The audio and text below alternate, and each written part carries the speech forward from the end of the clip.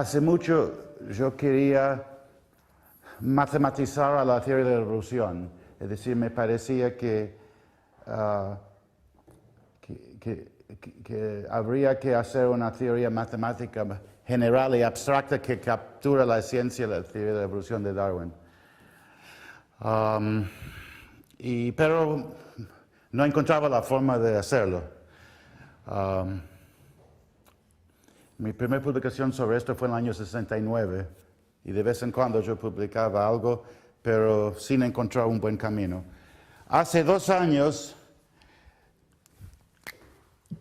encontré una idea que llamo la metabiología, que es considerar la vida como software en evolución. Y la idea de esta propuesta de una nueva camino de investigación es de encontrar una prueba matemática de la teoría de Darwin, es decir, demostrar que la evolución funciona. Es decir, a mí me parece intolerable como matemático que la matemática no participe en la biología en una forma fundamental. La biología es el campo de la ciencia de mayor desarrollo en estos días y la biotecnología es un nuevo campo tecnológico que creo que se va a desarrollar también mucho en este siglo. La matemática tiene que participar, por lo menos a mí como matemático me parece. Los biólogos, sin embargo, no sienten ninguna necesidad de demostrar matemáticamente que la teoría de Darwin funciona. Ellos están convencidos por razones empíricas.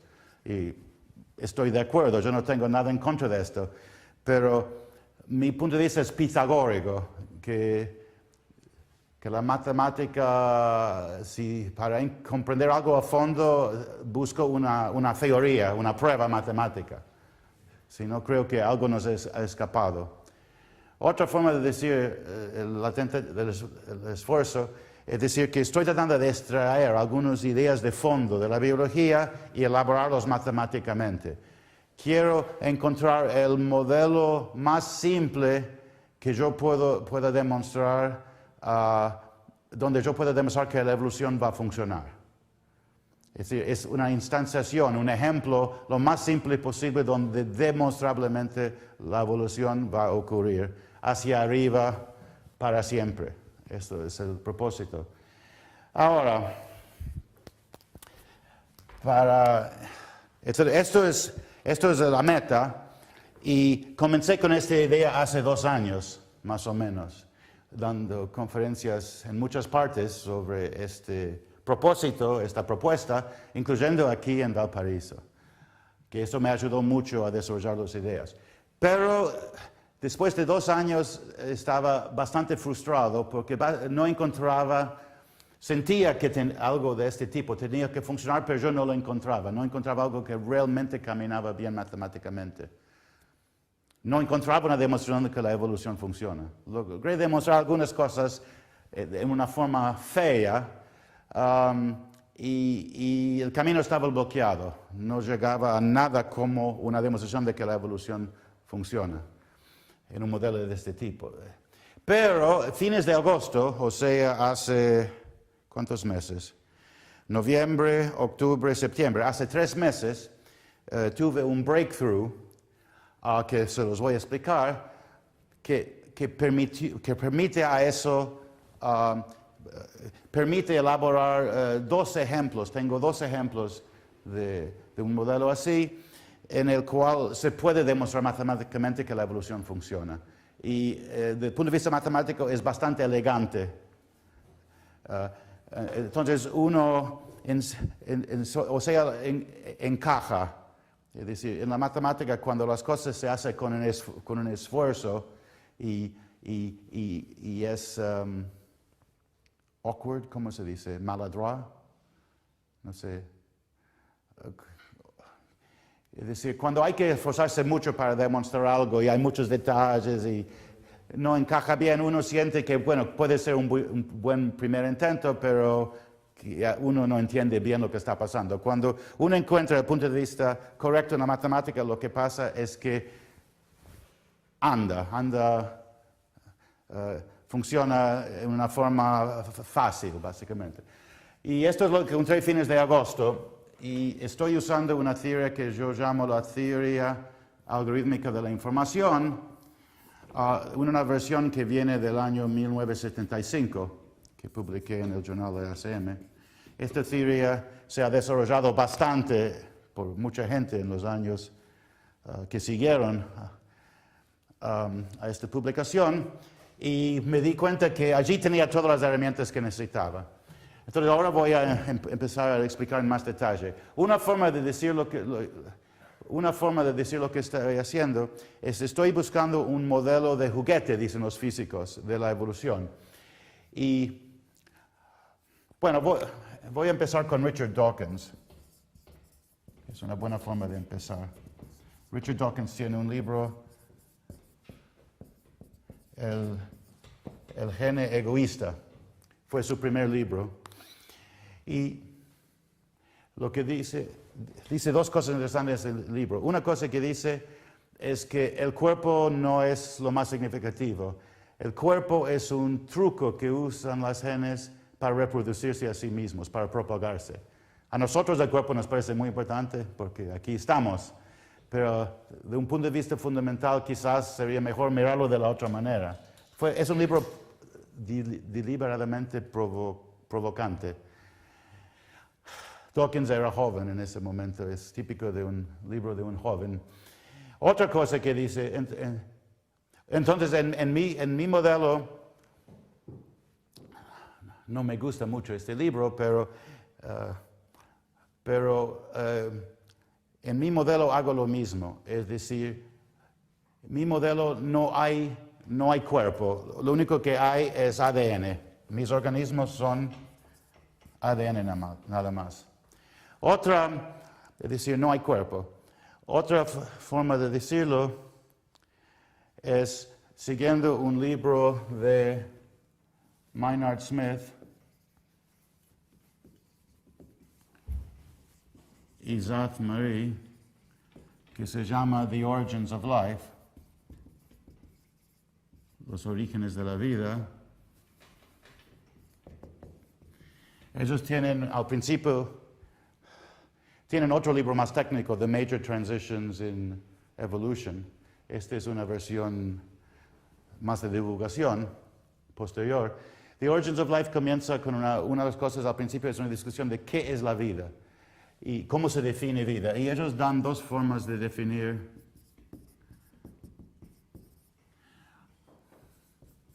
qué es vida. Una forma, dicen eso, es la tradicional, que tiene que ver con el cuerpo. Que un organismo tiene un metabolismo, un organismo, es decir, entran sustancias químicas, salen sustancias químicas, la forma se mantiene, hay un metabolismo que logra eso, y además se reproduce.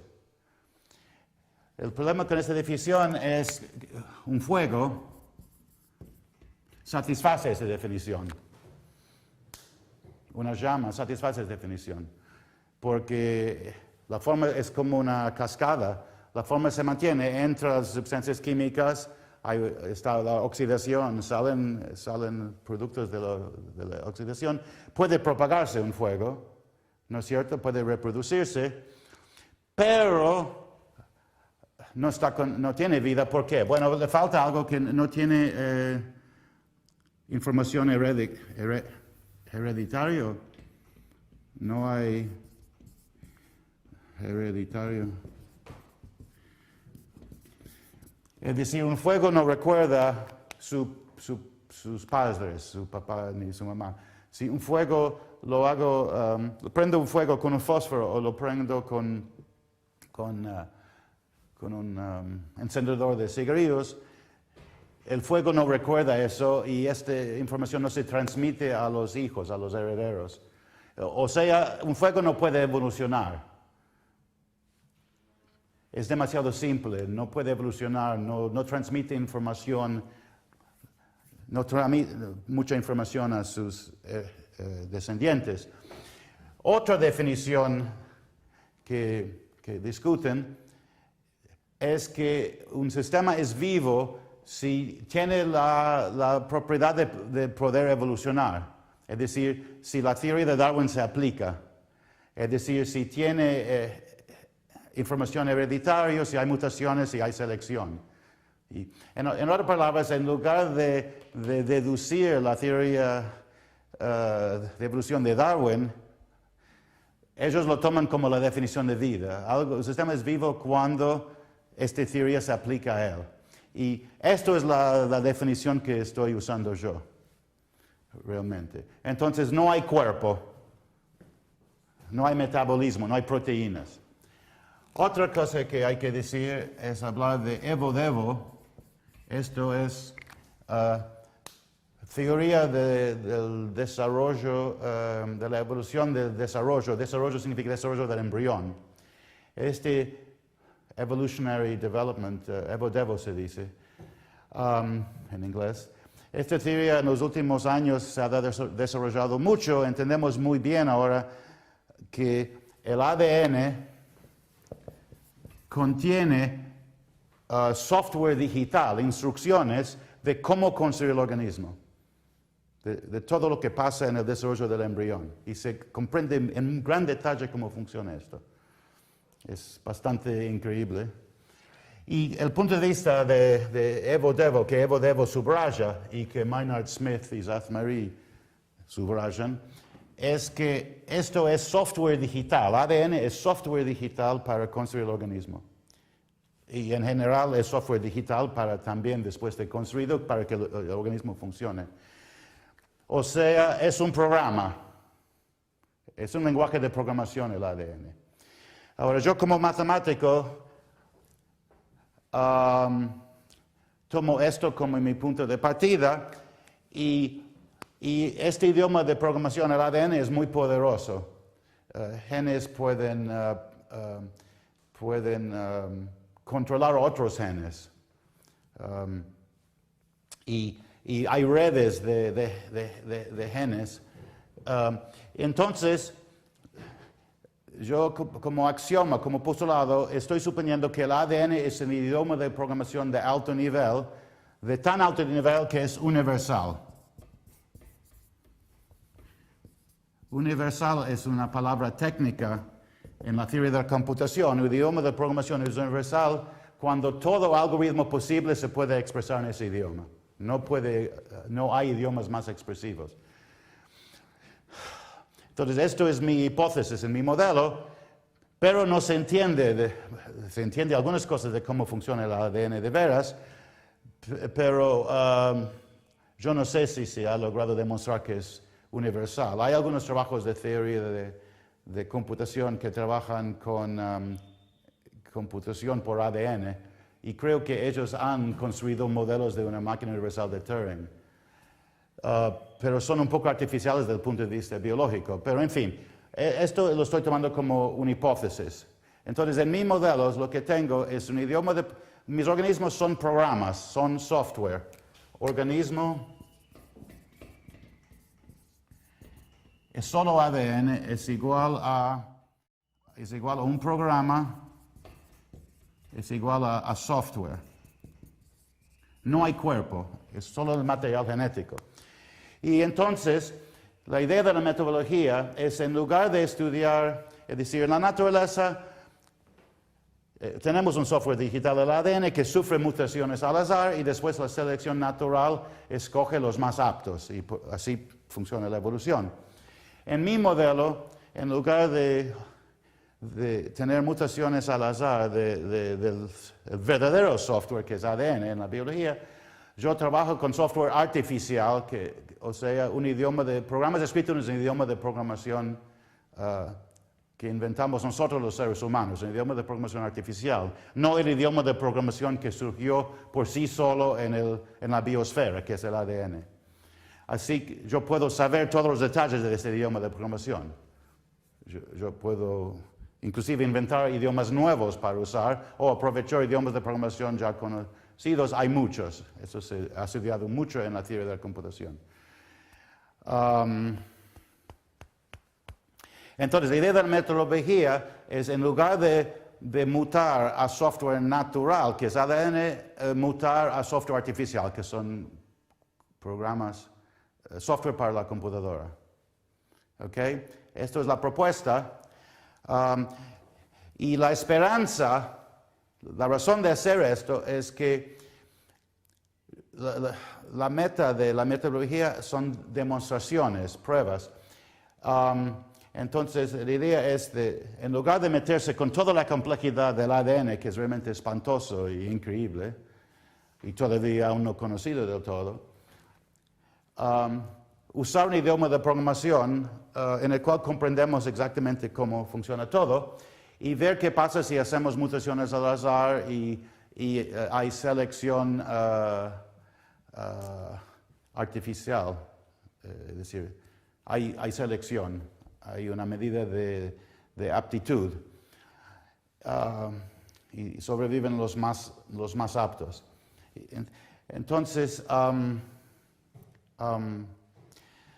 la esperanza es que haciendo esta simplificación enorme, usando los modelos de juguete de este tipo, se puede llegar a una versión tan simple de evolución, un ejemplo tan simple de evolución que se pueda o demostrar rigurosamente, matemáticamente, que la evolución va a funcionar en este modelo, o por lo menos se puede llegar a demostrarlo con argumentos heurísticos del tipo que se emplea en la física teórica. Las dos cosas serían lindos. La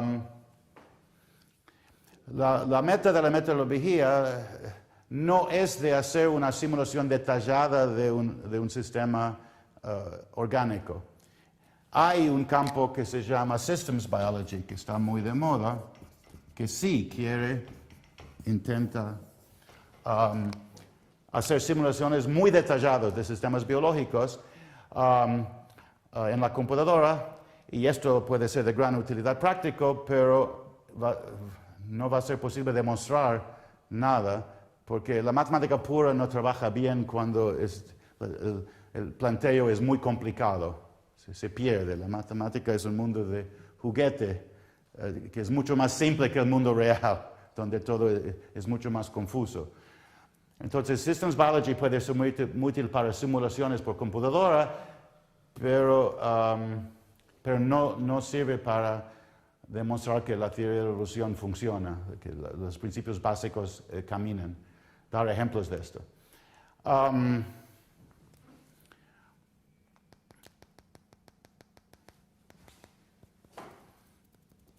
Creo que esta es la idea general. Y ahora quiero indicarles un poco más en detalle el tipo de modelo que estoy usando. Se me camina muy bien. Vamos a ver si esto camina mejor.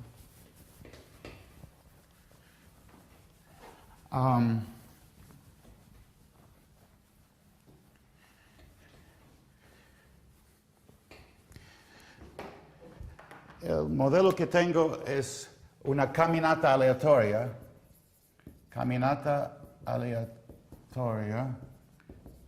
en espacio de software. Es decir, una forma de decir esto es que cada uno de nosotros, según este punto de vista, somos una caminata aleatoria en espacio de programas, en un espacio de software. Y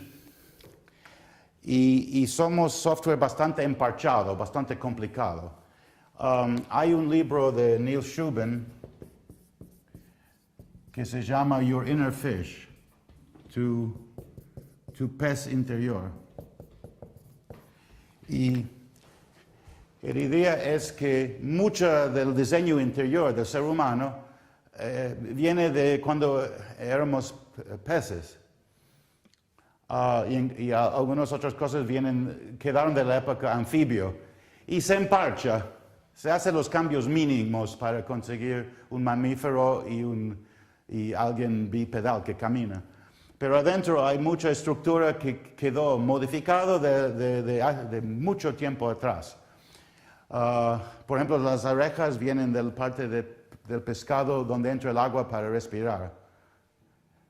Y durante la etapa embriónica de un ser humano hay un momento en el cual el embrión se parece a un pececito. Entonces, una forma de decir, el mensaje que viene de Shubin, es que nosotros, cada uno de nosotros, somos un pedazo de software humano, ser humano, es igual a un programa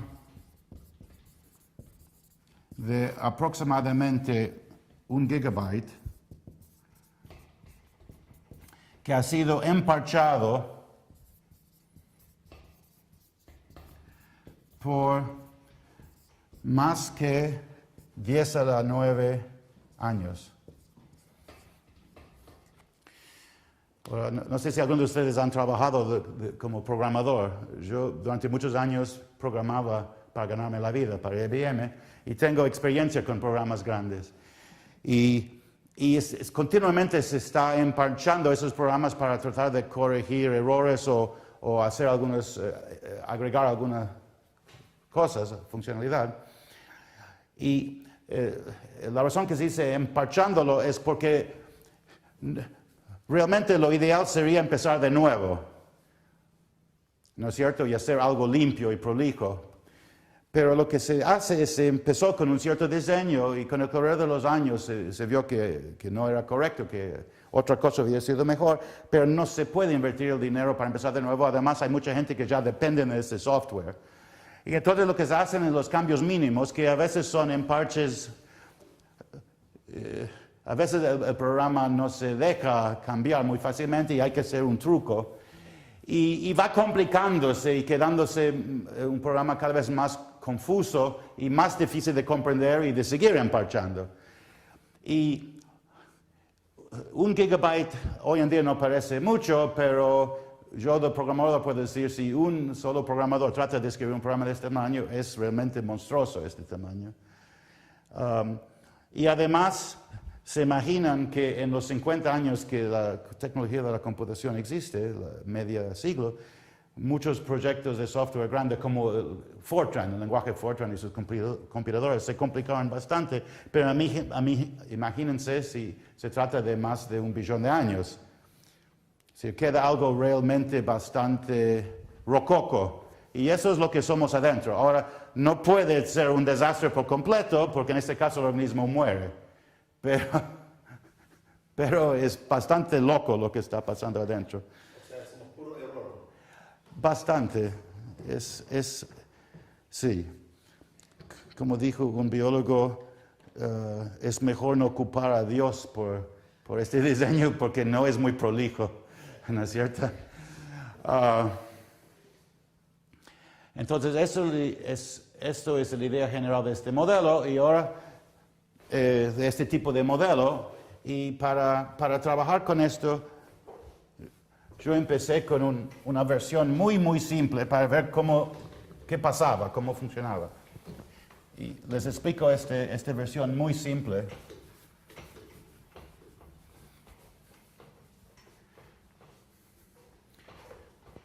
Como dije, es una caminata aleatoria en el espacio de software.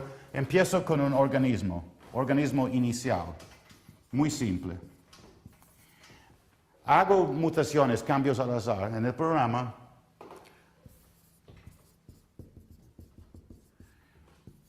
Y consigo un organismo mutado, cambiado. Y la cuestión es si este organismo es más apto, es fitter, creo que se dice en inglés.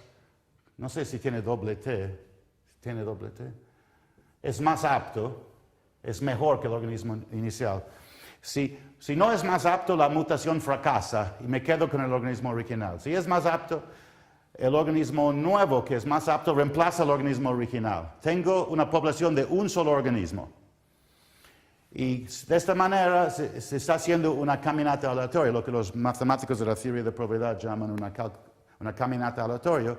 Se estudia bastante esto en física, estadística y teoría de probabilidades, pero en un espacio mucho más rico de lo normal. Normalmente se hace un espacio de una dimensión, una recta, un plano. Se hacen caminatas aleatorias en 3 dimensiones. Es un espacio euclidiano. Pero aquí estoy usando un espacio mucho más rico, bastante novedoso, un espacio de software, de todos los posibles programas que se pueden escribir en un dado idioma de lenguaje de programación. ¿Por qué? Bueno, porque necesito un espacio rico, matemáticamente rico, para representar al espacio de todos los diseños biológicos posibles, de todos los posibles organismos. Ahora quiero hablar del tema de la creatividad biológica, muy importante. El mismo Dawkins, en su libro El gen egoísta, dice del matemático Sir Ronald Fisher, creo que se escribe así, no sé si hay una C o no. Él compara a Sir Ronald Fisher con Darwin y dice que en el siglo que siguió a Darwin, Sir Ronald Fisher fue el biólogo más importante. ¿Por qué? Porque dio un fundamento matemático a la teoría de la evolución. Este fundamento matemático se llama en inglés population genetics, en la genética de población, o genética poblacional, no sé cómo se dice en español, population genetics. Y no solamente fue creado por Fisher, sino por Fisher, por Wright, por Haldane, otro nombre es Hamilton, y el mismo John Maynard Smith. ¿Qué características tiene esta teoría? Bueno, esta teoría no dice nada acerca de la creatividad biológica. Desde el punto de vista matemático, es muy simple. Son ecuaciones diferenciales ordinarias. Lo que estudia esta teoría es cómo va cambiando la frecuencia de genes en una población. En otras palabras, esta teoría trabaja en cada caso con un conjunto finito de genes que es fijado de antemano y que no cambia. Y lo único que estudia es cómo va cambiando la frecuencia de estos genes en una población debido a presión selectiva. No habla nada de esta teoría de dónde vienen genes nuevos.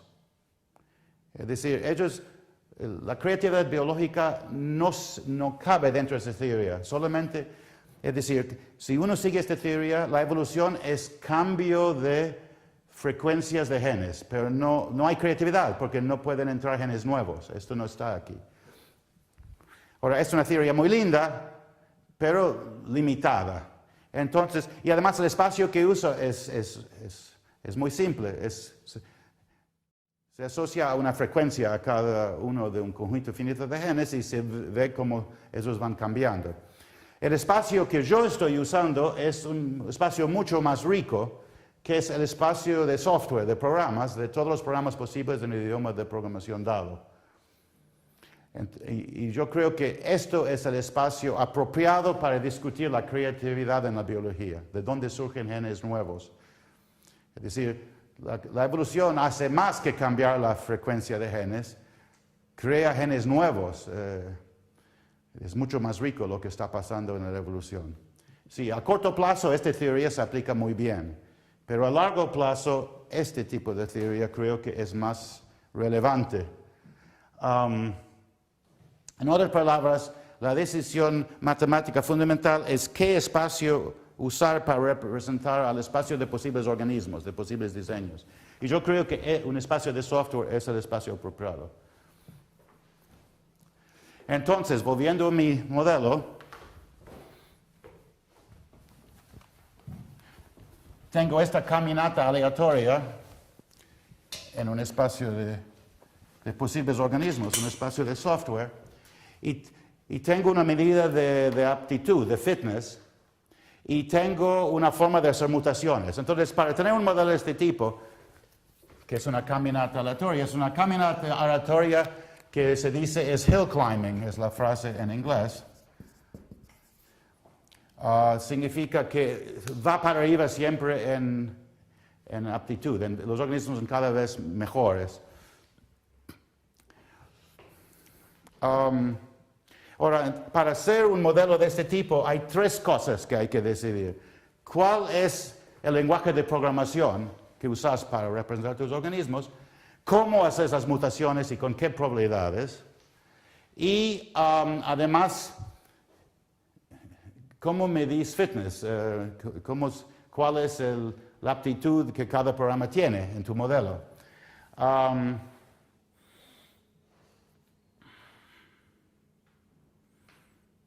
Ahora, en mi modelo,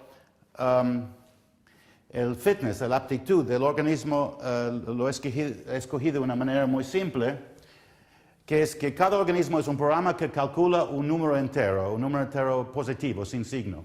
Cuanto más grande el número, más apto el organismo. Esto puede parecer trivial, pero no lo es. Está conectado con algunos problemas fundamentales estudiados en la teoría de computación, en particular con el problema de Turing de la parada. Este problema está el problema de Turing, que se llama el halting problem en inglés. Pero yo uso una versión diferente que se llama el Busy Beaver problem. Busy Beaver problem que voy a explicar. Y está el Busy Beaver function además. ¿Cuál es el Busy Beaver problem? Bueno, este es el castor trabajador, pero la idea del Busy Beaver problem es de nombrar en una forma concisa un número entero muy, muy, muy grande. Es un problema matemático de nombrar números muy grandes y por ejemplo, si yo tomo n igual a 99, esto me da un número. Empiezo con esto. Después puedo ir a n más n. Eso es más grande que n igual a 99. O aún más grande es n por n. Aún más grande es n elevado a la potencia n, donde n es igual a 99. Y después puedo ir a n, a la n, a la n, a la n, donde hay una torre de n n's.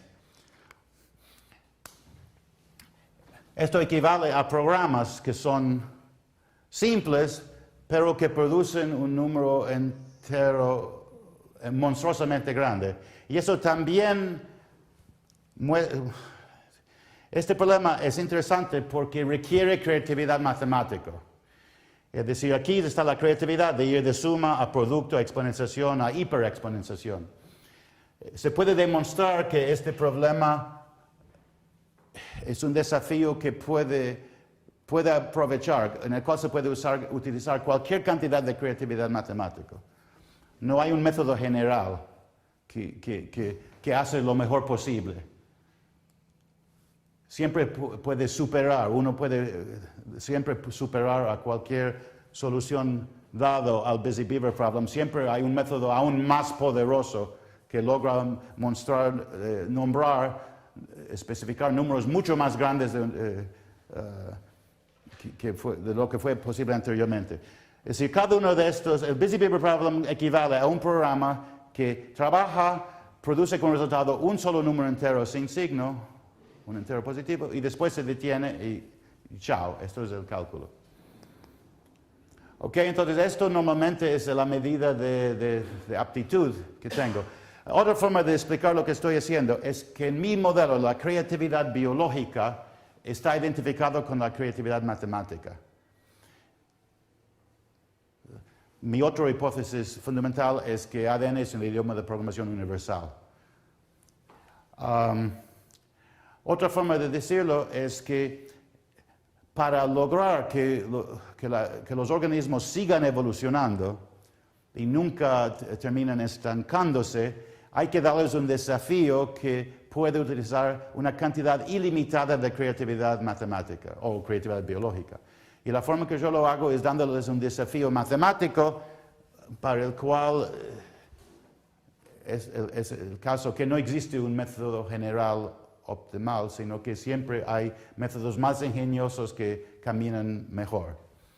Eso tiene que ver con el problema de incompletitud y con la descubierto por Gödel en 1931 y por el descubrimiento por Turing en 1936 de cosas no computables en la matemática.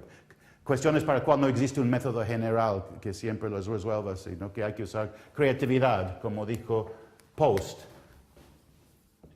otro matemático de este periodo, pero menos conocido. Fue Post en particular que subrayó la creatividad en la matemática, pero nadie le escuchó, nadie le dio bolilla, se decía en Buenos Aires. Bueno, entonces, esto del tipo de organismo que tengo es un programa que calcula un número entero, es decir, mis organismos son matemáticos y tienen un desafío matemático que que hace que esos organismos necesitan superarse, cada vez conocer más matemática. Y esto va a continuar. No va a terminar porque no existe una solución general óptima.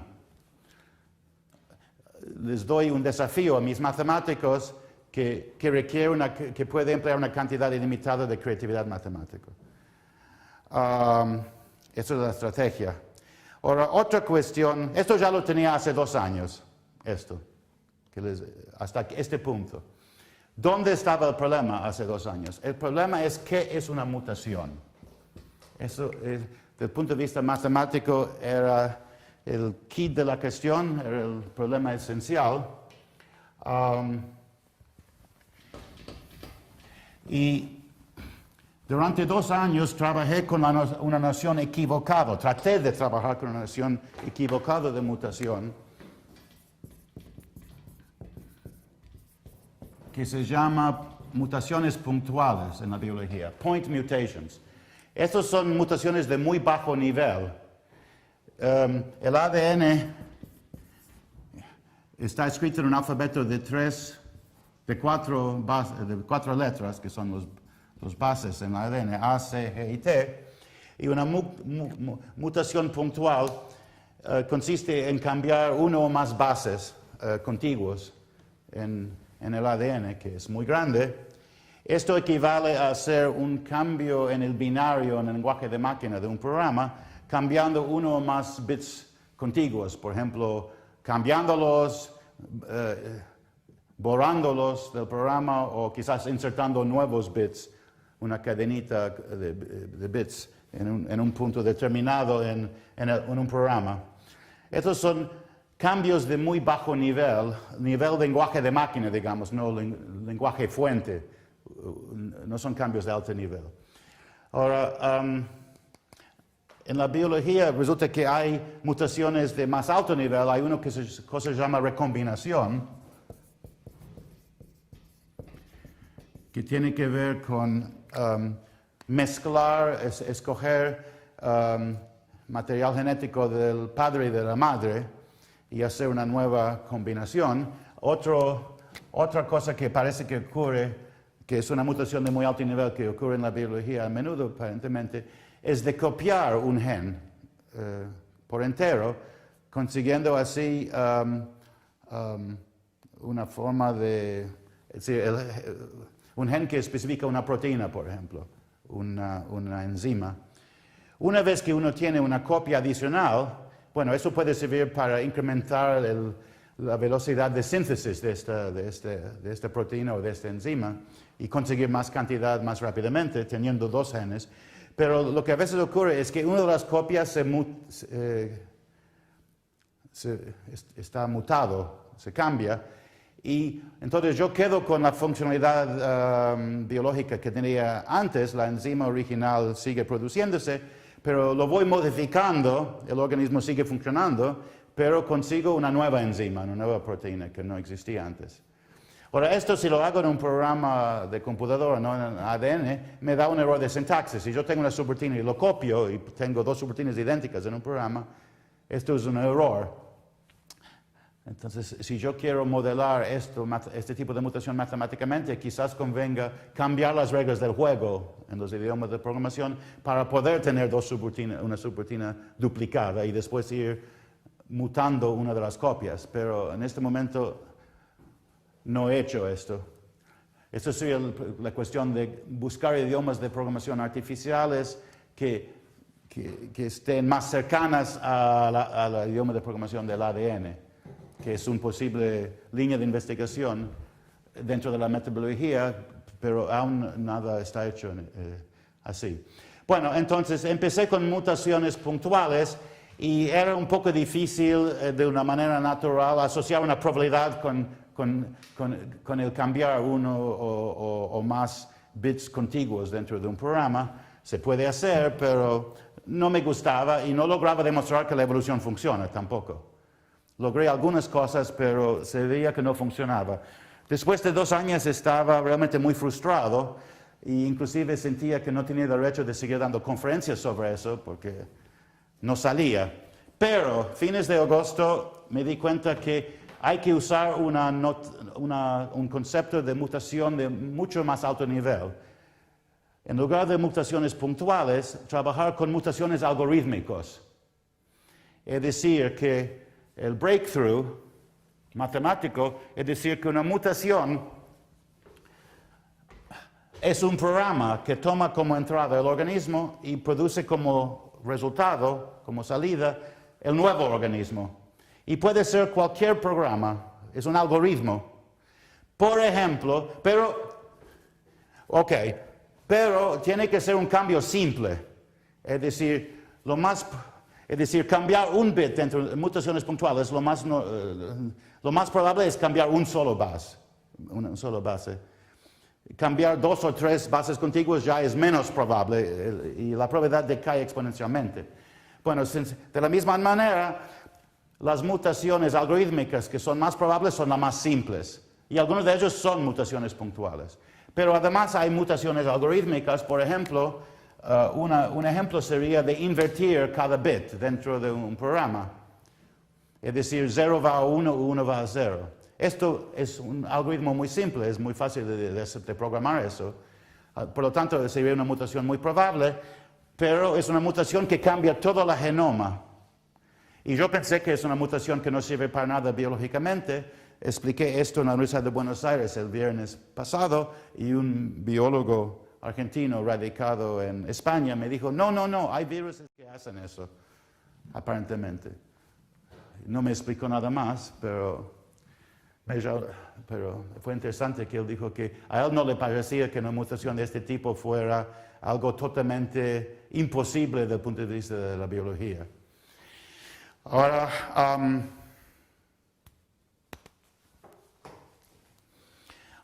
entonces sabemos que es una mutación, es un algoritmo, es una matemática diría una función del organismo mutado es igual a una función del organismo original y tiene que ser una función simple. Pero es un algoritmo, es otra palabra de decirlo. Es una noción mucho más general de mutación. Inclusive es la más general, me parece. Ahora, ¿cómo asocio una probabilidad con cada mutación? Es una cuestión muy importante. Bueno, resulta que la teoría algorítmica de la información resuelve esta pregunta y me da probabilidades de una forma muy natural desde el punto de vista matemático. Es decir, son probabilidades a priori que dentro de la matemática pura quedan justificados. ¿Cómo funciona esto? Bueno, algunos de ustedes han escuchado hablar del número omega, que es la probabilidad de detención de un programa escogido al azar. Esto es una de las cosas más interesantes arrojadas por la teoría algorítmica de la información. Es decir, esta teoría algorítmica de la información nos da una manera de asociar probabilidades con programas, con algoritmos, que es muy natural desde el punto de vista matemático y es básicamente así. Dije que una mutación es un algoritmo.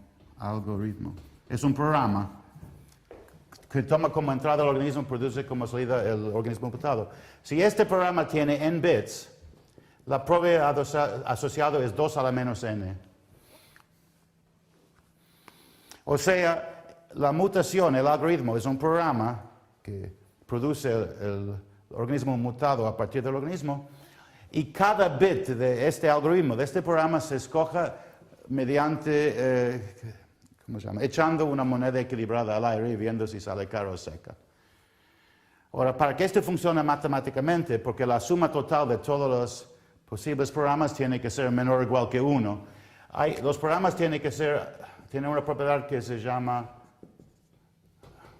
tiene que ser lo que se llama autodelimitados. Si no, yo no puedo decir que un programa de n bits tiene probabilidad 2 a la menos n. Si esta condición no se satisface en el idioma de programación que usas, esto daría probabilidad total infinito, que matemáticamente es inaceptable.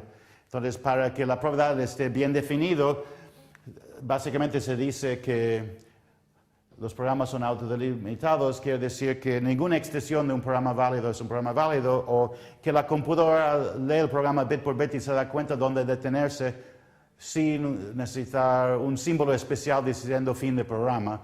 Es un detalle técnico molesto, que es el detalle técnico más difícil de explicar de la teoría algorítmica de información. No voy a intentar hacerlo aquí, pero lo que quiero decir es que esta teoría, que ya se ha desarrollado bastante, hay bastantes libros sobre este tema y bastante gente en este campo,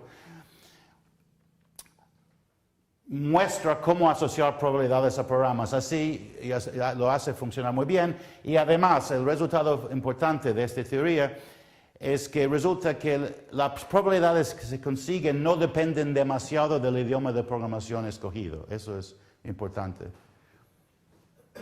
Es decir, hay idiomas de programación que maximalizan estas probabilidades, que maximalizan la probabilidad de una mutación dada.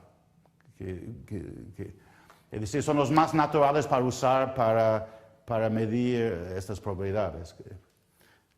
Entonces, solo les quiero decir que esta teoría existe y desde el punto de vista matemático es bastante natural y bien desarrollado, así que nos da en una forma muy natural la probabilidad de cada mutación, que si el programa, el algoritmo de mutación necesita n bits para programarse, va a tener probabilidad 2 a la menos n.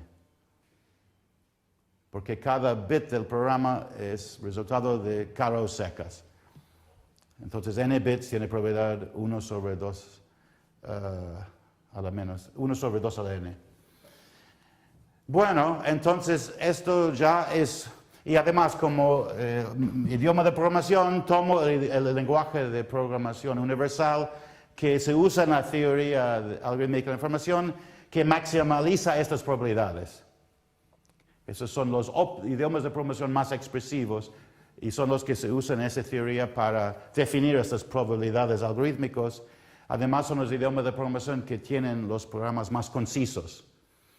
A la vez se minimiza el tamaño de los programas y se maximaliza la probabilidad de que un programa escogido al azar haga algo en particular.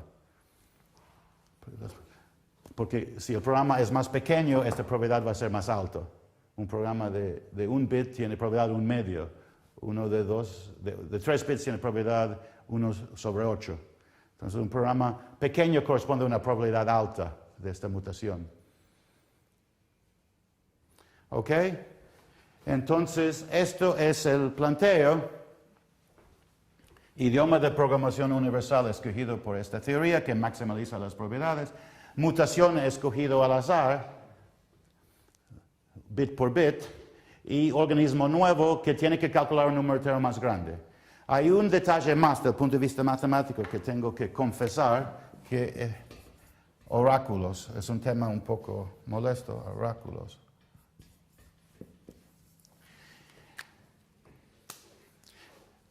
Tiene que ver con lo siguiente. Si yo escojo al azar un algoritmo de mutación, la mayoría de las veces me va a producir un organismo que no calcula nada, que sigue calculando y nunca produce un número entero y nunca se detiene.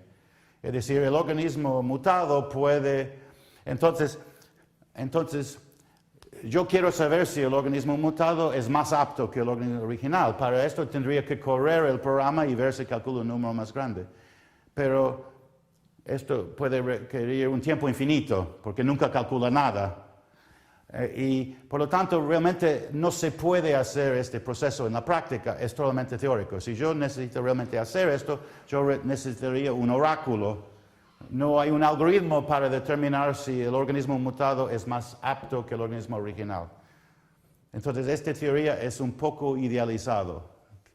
Es decir, la noción es que si hago un cambio al azar en un programa de computadora, lo más probable es que me produzca un programa con un error de sintaxis o que nunca termina de andar y no me produce ningún resultado final.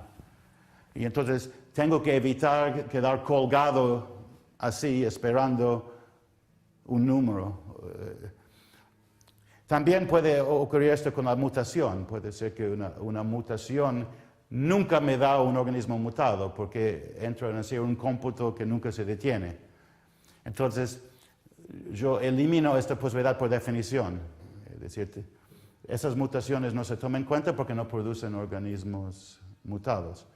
Ok, entonces esto quería confesarles este detalle embarazoso, pero es necesario para conseguir un modelo idealizado muy simple desde el punto de vista matemático, muy natural desde el punto de vista matemático. Pero esta teoría tiene un grado de idealización un poco más grande de lo que ustedes pueden esperar. No es es decir, esta caminata aleatoria no se puede realizar por una computadora, porque tendría que usarse oráculos en ciertos momentos. Pero desde el punto de vista matemático esto no me importa. Estoy estudiando cómo se comporta esto, cómo se compartiría esto.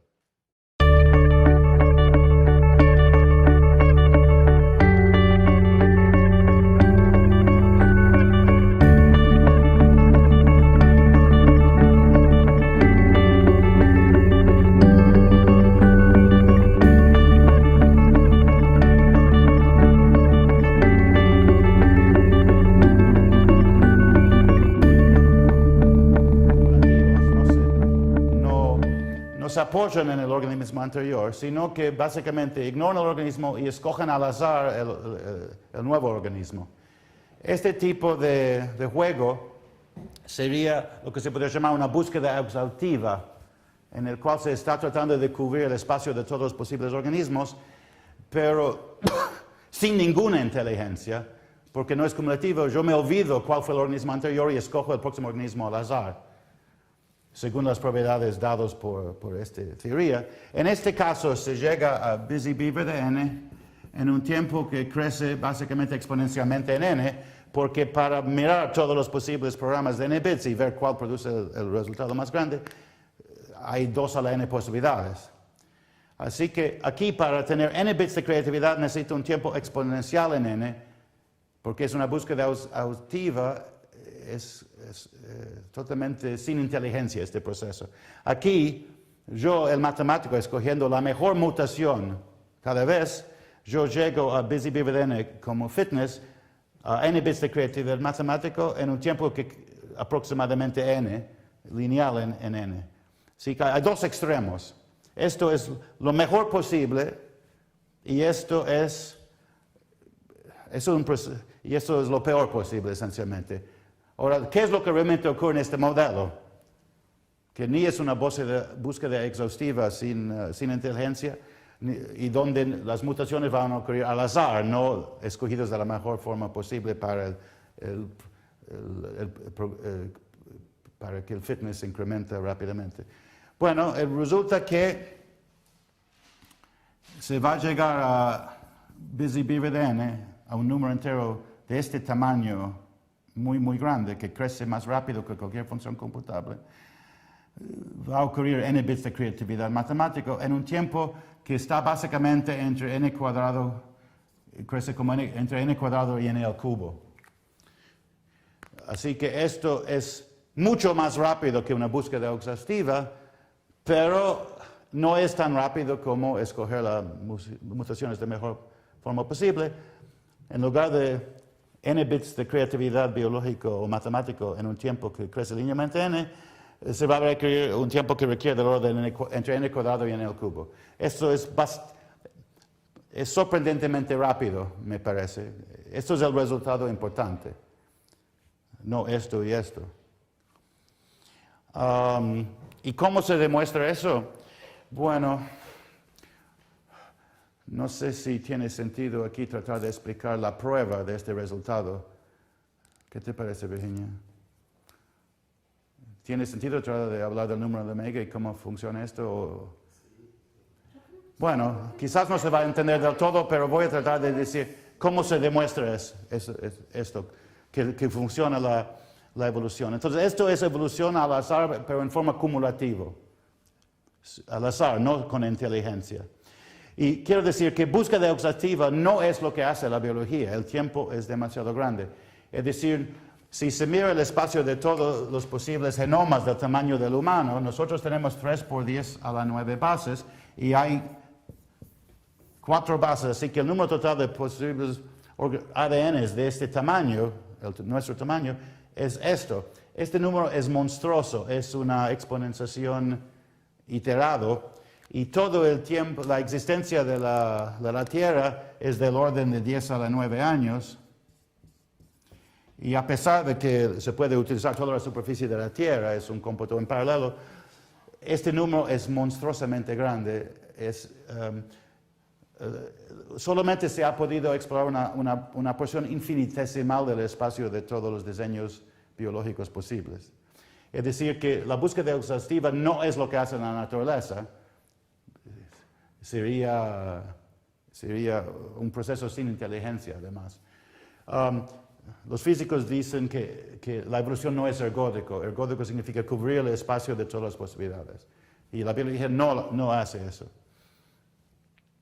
Es mucho más inteligente lo que surge al azar. Bueno, voy a tratar de indicar, y esto sería un poco peligroso decirlo, yo llamo esto inteligencia artificial, pero ya 2 personas me han dicho, no, diseño, ¿cómo se dice? Intelligent design, diseño inteligente. Porque estoy escogiendo las mutaciones de la mejor forma posible. Yo controlo mi modelo, yo soy el dios de este modelo, porque es mi modelo y puedo hacerlo funcionar como quiero, escogiendo las mutaciones con mi inteligencia de matemático. Pero entonces yo pensé que intelligent design es una buena forma de decir esto, pero me dicen que políticamente es peligroso usar esto, porque el momento que alguien lo ve, deciden que soy un fanático y no leen nada más. Entonces, búsqueda exhaustiva, intelligent design, y eso es realmente cómo funciona la evolución en forma acumulativa con mutaciones escogidas al azar, sin inteligencia. Bueno, esto es lo menos inteligente posible, porque no es cumulativo. Cada mutación empieza de nuevo escogiendo un organismo al azar. Y esto es mucho más cercano a esto que a esto, gracias a Dios. Pero, bueno, en fin. ¿Cómo se demuestra esto? Eso significa que la evolución a mí me parece que funciona. Por lo menos tenemos aquí una estimación del tiempo de evolución, de cuán rápidamente la creatividad biológica funciona. ¿Cómo se demuestra este resultado? Bueno, son 30 páginas densas de matemática, darwin.pdf. Este es un trabajo de 10 páginas más bien filosófico, dando las bases conceptuales de esta teoría. Los detalles están aquí en darwin.pdf en mi sitio web, pero voy a tratar de darles una idea muy por arriba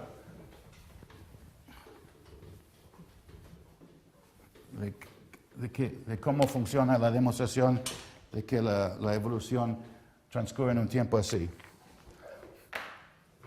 Tengo que volver a hablar no de BBDN, sino de cuáles son mis organismos que logran evolucionar así. Bueno, resulta que son aproximaciones a un número famoso que se llama la probabilidad de detención, la halting probability, la probabilidad de parada. Es decir, Turing tiene un famoso resultado que se llama 1936, la irresolubilidad del problema de parada, que es determinar, no se puede determinar, no hay un algoritmo para determinar en general si un programa se va a detener, va a parar eventualmente o si va a continuar indefinidamente.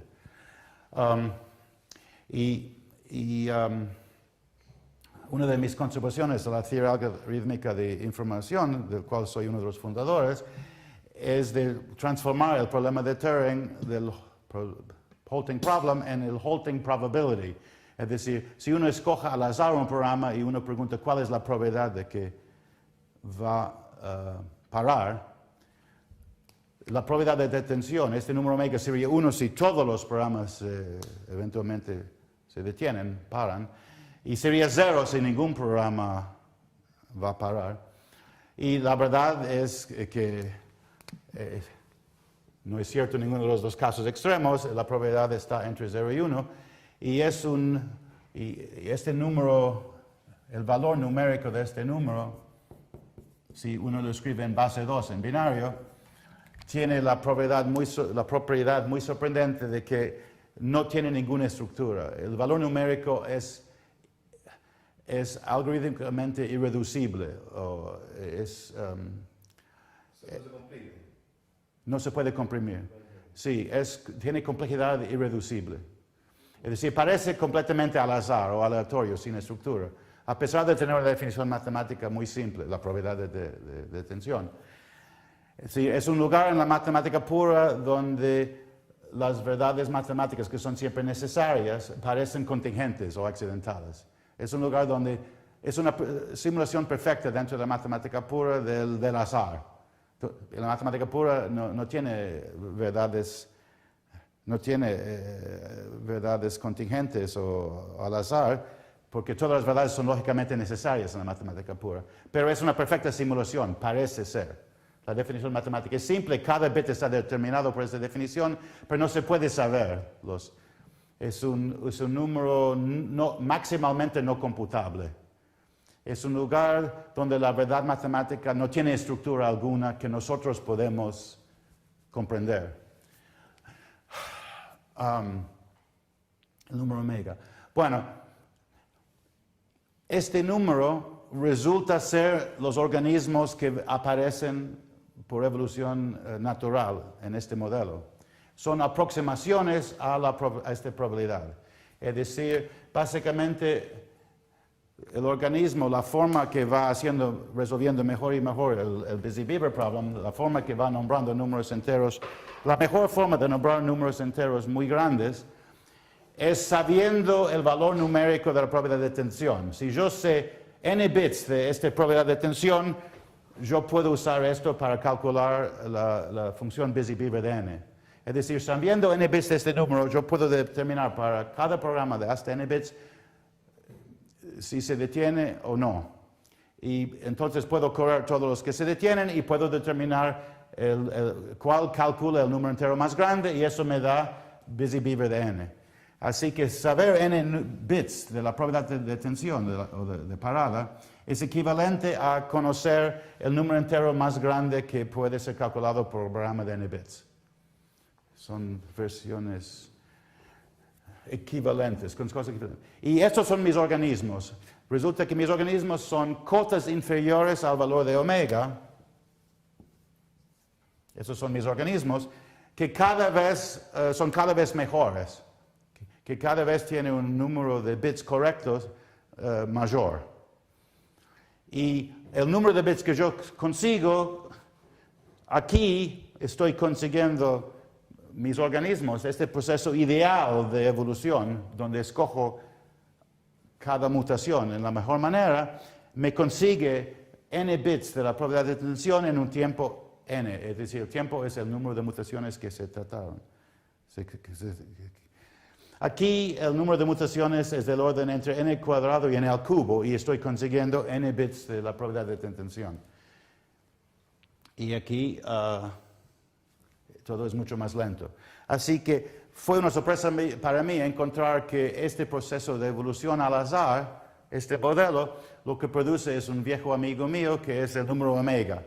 Los organismos son aproximaciones cada vez mejores a esta probabilidad, pero siempre desde abajo, son siempre cotas inferiores a la probabilidad. Y la razón básicamente es que conocer un número muy grande es esencialmente equivalente a conocer bastante bien el valor numérico de esta probabilidad.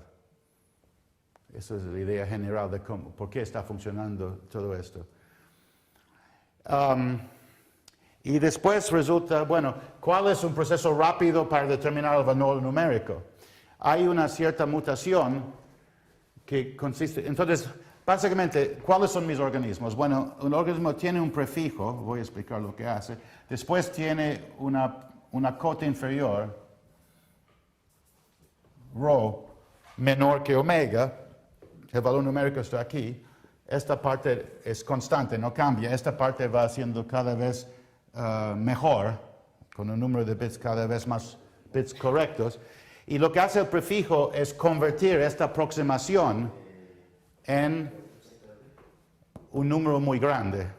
Es básicamente, y se puede tomar un número muy grande y usarlo para conseguir una muy buena aproximación a omega. Por ejemplo, si tengo un número muy grande, que es el fitness, mi fitness es un número muy grande, yo puedo mirar todos los programas con este número de bits y esto me da una muy buena cota inferior a la probabilidad de detención, porque si miro todos los programas hasta un tamaño muy grande y los corro por un tiempo muy grande que está acotado también por este número muy grande que me dieron, que es el fitness del organismo anterior, yo así conseguí una muy buena cota inferior omega. Si el número es mayor que busy beaver de n, voy a tener bien n bits de omega.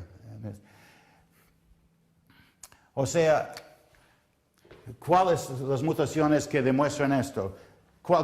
Todas las mutaciones se van a considerar, se va a probar cada mutación posible infinidad de veces, pero lo que hace funcionar la prueba de este teorema es una mutación que funciona así. Tomo el organismo que tengo en este momento, lo corro y veo su fitness, que es el número entero que calcula, que va a ser muy, muy grande. Entonces llamémoslo, digamos esto n. Después convierto este número grande en una muy buena aproximación a la probabilidad de tensión, al omega. ¿Y cuál es esto? ¿Cómo lo hago? Bueno,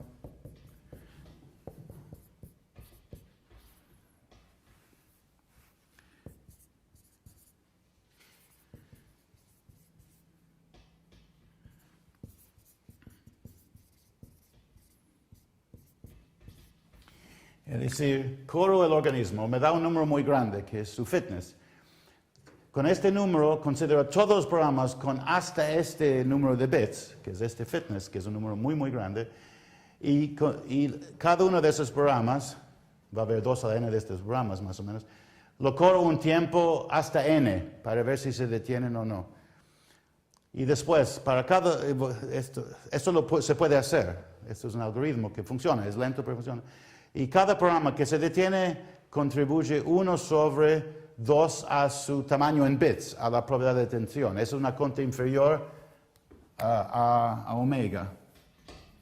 Si este número es del orden de busy beaver de n, esta aproximación, que es una conta inferior a omega, va a tener n bits correctos.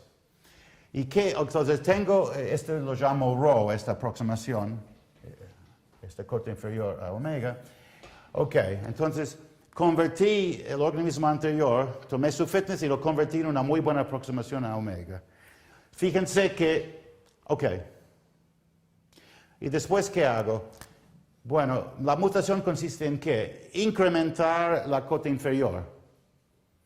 Y hay una familia de mutaciones, no una, y la késima lo que hace es que tome la cota inferior y lo incrementa por 1 sobre 2 a la k.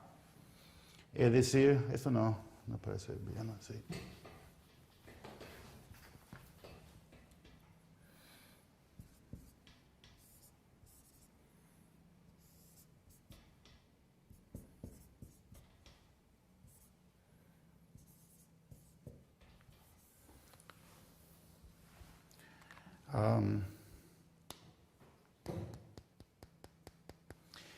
Es decir, estoy tomando la cota inferior, que es un número en binario, y estoy sumándole un 1 en alguna posición.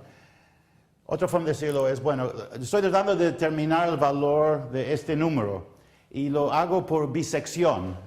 Básicamente es la técnica que está en las posibilidades para el valor de omega, es intervalo entre 0 y 1. Y básicamente estoy viendo si es menor o mayor que un medio. Después divido de nuevo el intervalo en 2 y así por bisecciones sucesivas muy rápidamente se determina el valor correcto de un número, si yo puedo hacer esto. Y básicamente aquí lo que hace una mutación es que incrementa la cota inferior a omega y le sumo un medio, le sumo un cuarto, le sumo un octavo, le sumo un 16avo, y en cada vez esta mutación va a fracasar si esta cota inferior sobrepasa omega. Si no sobrepasa omega, va a incrementar enormemente la aptitud, porque me va a dar un bit más de omega y voy a pasar de busy beaver de n a busy beaver de n más 1, que es mucho más apto. Quiero darles otro ejemplo. Esas son las mutaciones inteligentes que realmente funcionara la evolución, pero quiero darles otro ejemplo de otra mutación. Estas mutaciones a veces van a tener éxito, a veces van a fracasar. Van a fracasar. Estoy tratando de llegar más cerca de omega. Empiezo con una cota inferior y lo voy incrementando por un medio, un cuarto, un octavo. La mutación fracasa si esta cota inferior ya no es una cota inferior, sino que sobrepasa el valor verdadero de omega. Va a tener éxito si todavía es una cota inferior, pero si pruebo sumándole a la cota inferior un medio, después un cuarto, un octavo, un 16avo, con cada una de esas tentativas, sabiendo si fracasó o no esta mutación, va a fracasar si sobrepaso omega porque el programa, ¿se acuerdan que tiene este prefijo y esta cota inferior? No va a tener un fitness.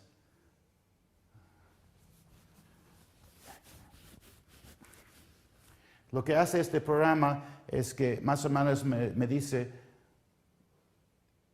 cuán lejos tengo que ir en aproximaciones, es decir, esto es una forma de calcular una cota inferior a omega y los programas los organismos que estoy considerando toma un cota inferior a omega y lo convierte en un número entero muy grande, eso es lo que dice el prefijo, cómo hacer. Y la forma que lo hace es viendo cuán grande se tiene que tomar n aquí para que el valor, la aproximación a omega sea mayor o igual que la cota inferior que uno le dio.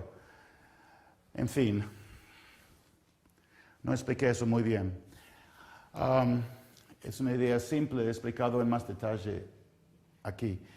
Bueno, quiero darles otro ejemplo de otra mutación, una mutación que siempre tiene éxito, que ilustra las posibilidades. Y esta mutación, como toda mutación, se va a probar esta mutación una infinidad de veces. Esta mutación hace lo siguiente. Dado un organismo, ejecuta el programa, es un organismo de software, para ver el número que calcula, que es su fitness. Después, ¿qué hace? Le suma 1. Y el programa nuevo, la mutación, el organismo mutado, va a consistir de un programa que directamente produce este número, que es n más 1, el fitness anterior más 1. Y este programa no calcula este número, sino que directamente lo da como resultado, así como un constante. Es un programa muy grande, pero tonto, que dice el resultado es, y después sigue un número enorme, que es uno más grande que el fitness del organismo anterior. Bueno, su fitness es uno más grande, por lo tanto, esta mutación siempre tiene éxito, pero es tonto. Y uno podría pensar de que permitiendo mutaciones así, que realmente parece transformar el organismo bastante, uno puede pensar que no podría funcionar la evolución. Funciona a pesar de eso, porque las mutaciones que realmente hacen funcionar a la evolución en este modelo, que son estas, no les interesa qué es el organismo anterior. Lo único que les interesa es el número que calcula, el fitness. Y esta mutación tonto que va de fitness n a fitness n más 1, el fitness incrementa, no baja. Entonces yo no perdí información con esta mutación. Esto no destroza, descarrila, ¿se dice? No. ¿Descarrila es una palabra en español? No. Sí, sí. No descarrila el proceso evolutivo. Que básicamente cada vez es decir, la forma de ir adelante y conocer un bit más de omega por vez es si yo pruebo esta mutación. Empiezo con la mutación con k igual a 1 que dice un medio es menor que omega, después un medio más un cuarto es menor que omega, después un medio más un cuarto más un octavo es menor que omega. Así yo conseguiría un bit más de omega con cada mutación que considero.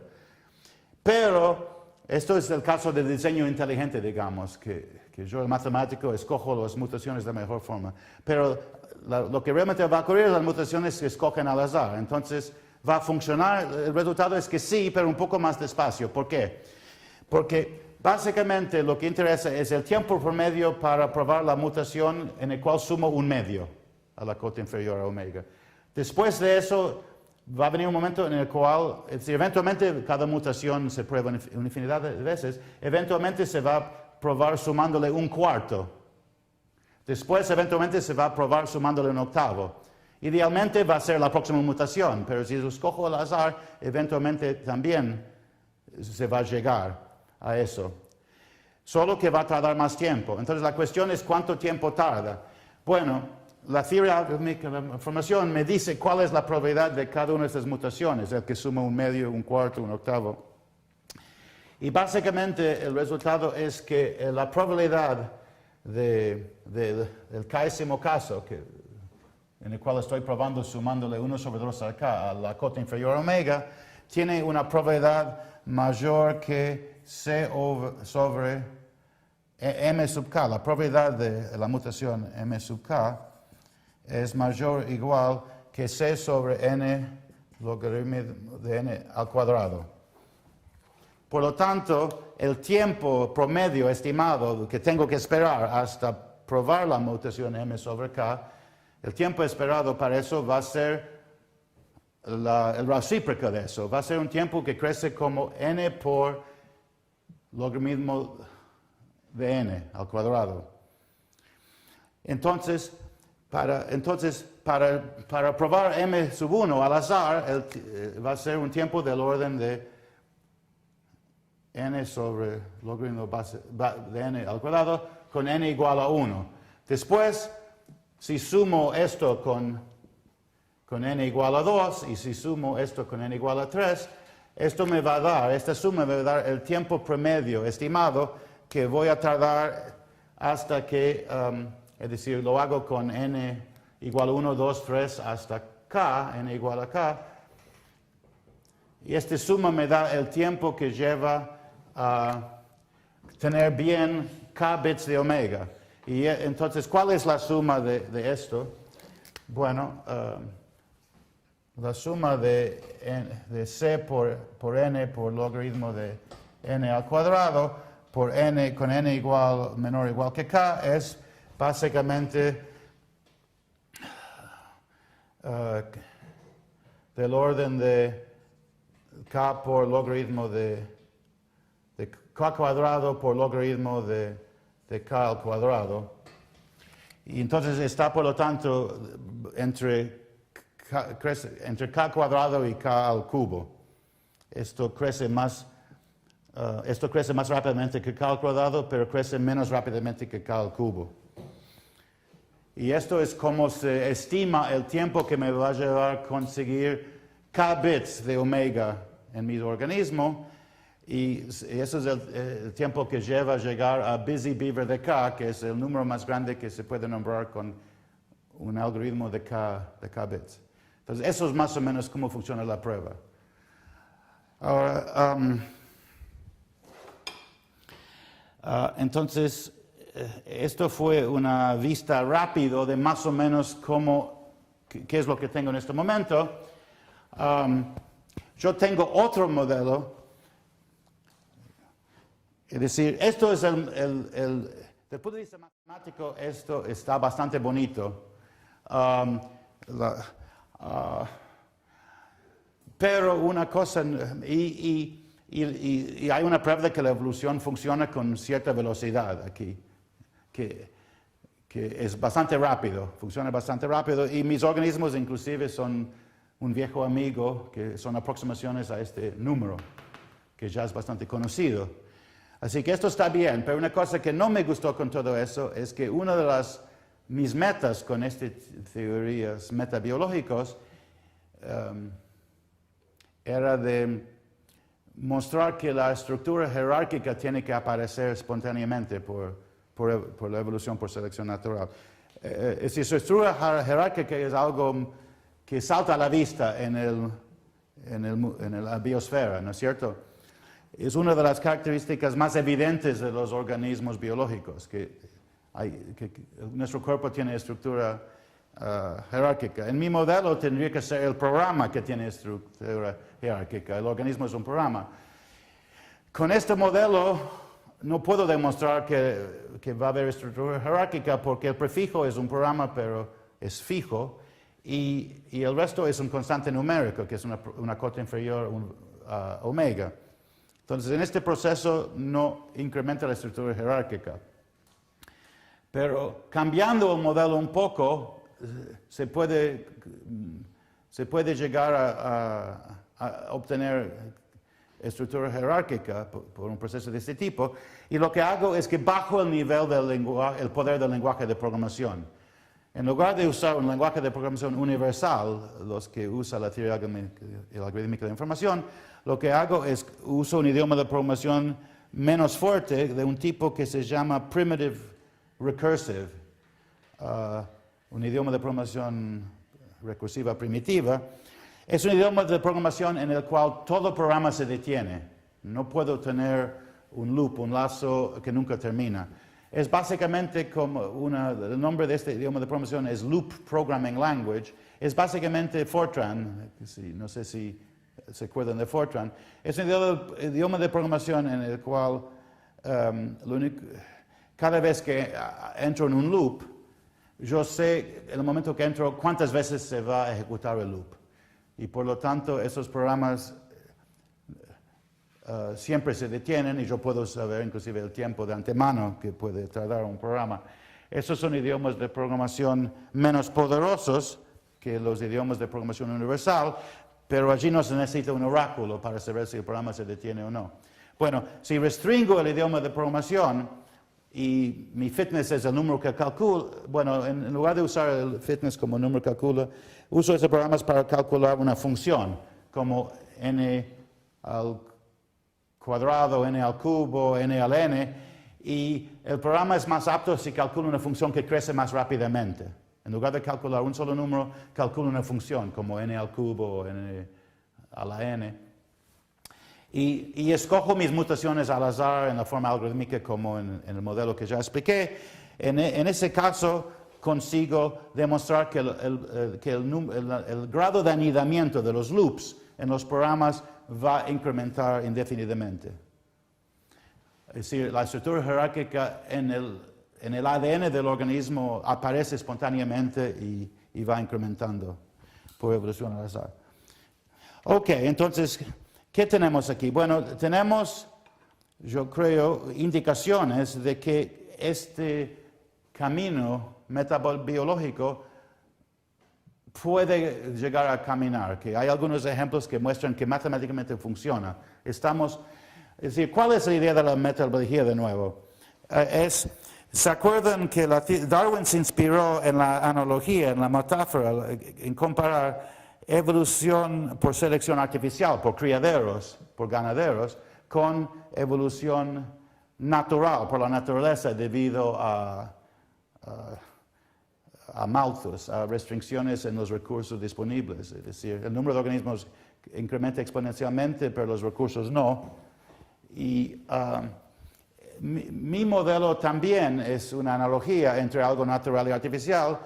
En lugar de mirar mutaciones al azar en software digital natural, que es el ADN, miro el resultado de mutaciones al azar en software artificial, que son programas en algún idioma de programación inventado por nosotros los humanos. Y el propósito de todo esto no es una simulación por computadora de la evolución. Ha habido simulaciones, modelitos de juguete que han sido hechos por computadora. El problema con esos modelos es que algunas veces se consigue con la evolución transcurre por un tiempo, pero después siempre estanca. Básicamente cuando el organismo se adapta perfectamente a su medio ambiente. Hay una cosa que se llama genetic programming. Genetic programming es una tecnología de ingeniería, metodología de ingeniería, en el cual uno tiene un problema, uno desea un circuito o un programa para algo, y se logra por una especie de evolución simulado, allí siempre estanca, porque estanca cuando uno consigue una buena solución al problema de diseño. Se quiere que estanque la evolución. Además, no se prueba nada, se simula por computadora y se consigue el organismo final, el más apto, que tiene un propósito práctico. Mi propósito es teórico. Yo quiero demostrar que la evolución funciona y tengo un ejemplo que funciona matemáticamente. Y que no se estanca. Es decir, me apoyo en resultados como de Gödel y Turing y Post y en el número omega, que continúa la tradición del trabajo de ellos sobre la incompletitud y la no computabilidad. Y para encontrar un desafío matemático les doy un desafío matemático a mis organismos que puede utilizar una cantidad ilimitada de creatividad matemática y biológica, que para mí son idénticos casi en este modelo. Así que tengo un ejemplo que funciona. Ahora, como dije antes, hay muchas posibilidades para modelos de este tipo. Puedo cambiar el idioma de programación, lo he hecho. Tengo dos ejemplos. Uso un idioma de programación universal y uno recursivo primitiva. Otra cosa que puedo hacer es cambiar cómo decido el fitness. ¿Cuál es el fitness? En un caso es un número entero, el fitness, el programa calcula un número entero y cuanto más grande, más apto, más fit. En otro caso, el programa calcula una función como n al cubo o n a la n y cuanto más rápido y velozmente crece esta función, más apto es el programa. Hay muchas posibilidades más. Y la otra cosa que se puede cambiar es cómo se escogen las mutaciones. Considero dos posibilidades, point mutations y estas mutaciones algorítmicas, que en los resultados finales son equivalentes, pero las probabilidades son muy diferentes. Hay muchas posibilidades y mi pálpito, mi intuición es que modelos de este tipo pueden ser muy simples, idealizadas se dice, no sé cómo se escribe esto en español, o pueden ser muy realistas, muy cercanas a lo que ocurre en la biología. Los modelos que estudié, los dos ejemplos que yo estudié matemáticamente, donde tengo teoremas, son bastante idealizadas. Por ejemplo, pero yo podría limitar el tiempo de cómputo, podría tratar de usar idiomas de programación que tienen algunas características parecidas al ADN. Hay un espectro de posibilidades.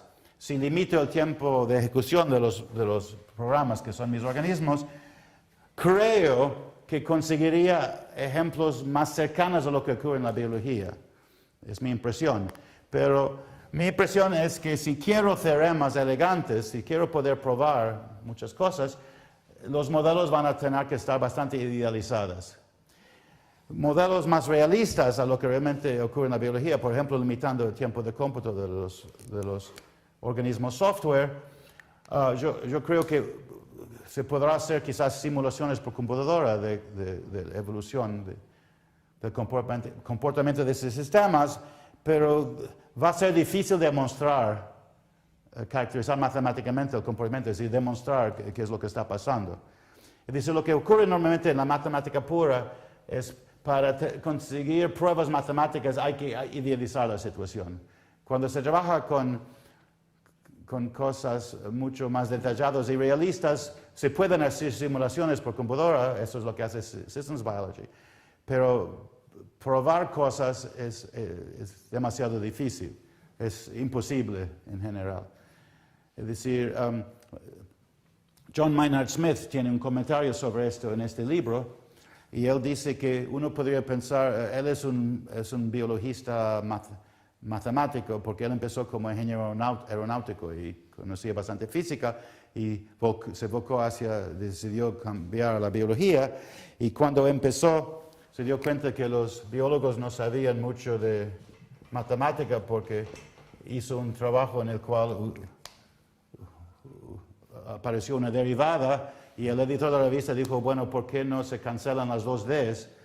¿No es cierto? Entonces él describió que tenía que bajar el nivel matemático y explicar las cosas muy simplemente.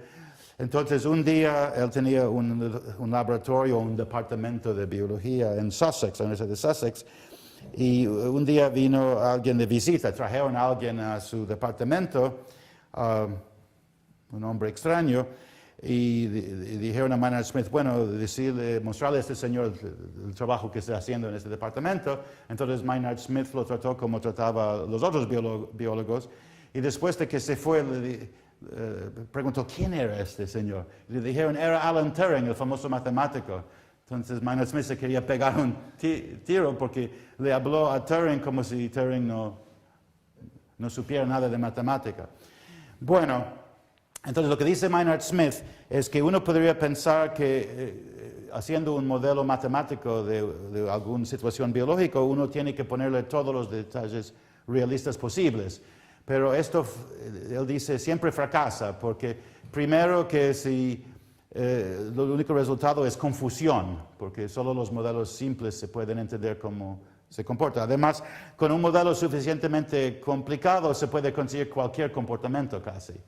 Es decir, si hay demasiados parámetros libres, uno puede...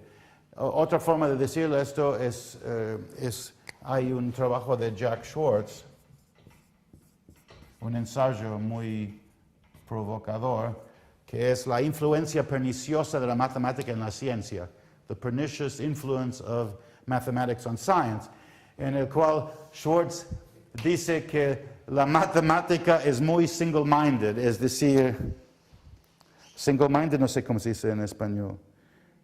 Puede tomar una idea y elaborarla, pero el ponderar una situación complicada en la cual están pasando muchas cosas a la vez, eso es demasiado complicado para la matemática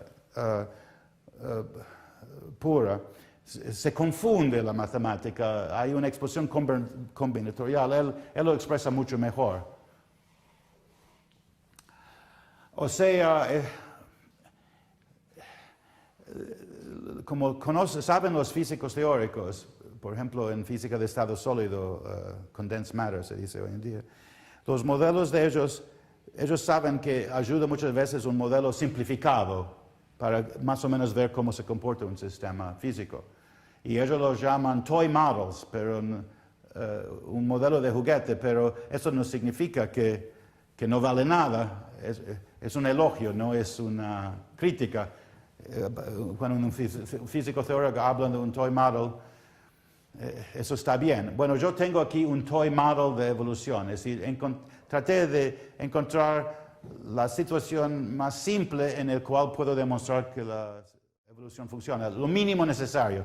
O ustedes podrían decir, bueno, ¿por qué no cambiar una población en lugar de un solo organismo a la vez? ¿Por qué no tener sexo? Bueno, eso es un problema interesante, tratar de ver si se puede adoptar esos modelos, pero va a ser cada vez más complicado de demostrar lo que está ocurriendo y probar teoremas. Por otro lado, yo quiero el ejemplo mínimo, más simple de evolución que puedo estudiar matemáticamente. Y lo que demuestra este modelo es que no se requiere gran cosa para conseguir evolución. Ahora, una cosa que hay que confesar es que mi modelo no habla nada, no dice nada sobre el origen de la vida. Yo empiezo con algo muy sofisticado, básicamente con, ¿cómo se llama? Células eucarióticas, se dice, con un núcleo. Es decir, tengo todo el mecanismo de ADN ya adentro. Cuando yo digo que mi organismo es un programa en un lenguaje de programación universal, eso ya es el ADN que conocemos, básicamente una versión simplificada teórica, que es el mismo idioma de programación en todos los organismos conocidos en el mundo hoy en día. Básicamente es el mismo ADN con el mismo lenguaje de programación. Entonces yo empiezo ya con vida, pero lo que miro es cómo va incrementando en sofisticación. Así que, pero hay un espectro grande de posibilidades, y otra cosa que se podría tratar de hacer es de hacer un idioma de programación artificial que tuviera un poco más estilo biológico. Por ejemplo, si puedo repetir subrutinas. Es decir, hay aquí muchas posibilidades para continuar esta investigación. Por un lado teórico, quizás empíricamente haciendo simulaciones por computadora. Por el momento yo soy la única persona que está trabajando en esta línea de investigación. estoy viajando, hablando de esas ideas en la esperanza de que quizás de despertar interés en estos temas. Es muy difícil interesar a la gente en trabajar en un nuevo campo, porque un nuevo campo, por definición, no tiene revista, no tiene una estructura de poder, diría Foucault. Es decir, no hay referees, va a ser rechazado por todos los referees en todas las revistas. Además, no se puede conseguir, es decir, funding, porque no encuadra dentro de ninguno de los campos conocidos. Entonces es bastante más arriesgado trabajar en una cosa así. Una forma de trabajar en este tema sería de trabajar al mismo tiempo en una investigación más convencional y tratar de hacer esto en el tiempo libre que a uno le podría llegar a quedar, y no queda mucho tiempo libre si uno es un joven tratando de establecerse en el mundo muy competitivo y muy burocratizado de la investigación científica de hoy en día. Pero esto es todo irrelevante, esos son los problemas ridículos de la sociedad contemporánea. Del punto de vista intelectual, yo que creo es la moraleja de todo esto, es que las herramientas matemáticas que ya tenemos en este momento en la teoría de computación nos permiten hacer modelos de juguete de la evolución en el cual se puede demostrar que la evolución funciona. Es decir, estoy tomando herramientas de la teoría de la computación y aplicándolos a la biología. Una biología teórica, metabiología, pero es decir, lo que realmente es el mensaje, es decir, si uno quiere llevarse un mensaje simple de esta conferencia, lo que sería es que hay grandes semejanzas desde bien lejos, desde el punto de vista teórico, entre la evolución del ADN y los lenguajes de programación. Y se puede aprovechar esta metáfora, esta analogía, para tratar de elaborar teorías matemáticas de la evolución. Y tengo ya un ejemplo en el cual camina, ¿no es cierto? Y hay muchas posibilidades. Así que lo que yo creo que podría llegar a pasar en el futuro es una especie de convergencia entre la teoría de la computación y la biología.